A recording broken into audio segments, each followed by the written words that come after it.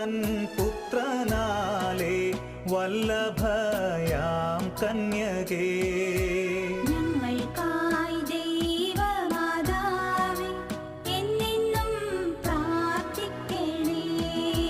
കണ്ണിനെല്ലാം പുണ്യപൂർത്തിയായിടും കണ്ണാടിയേ.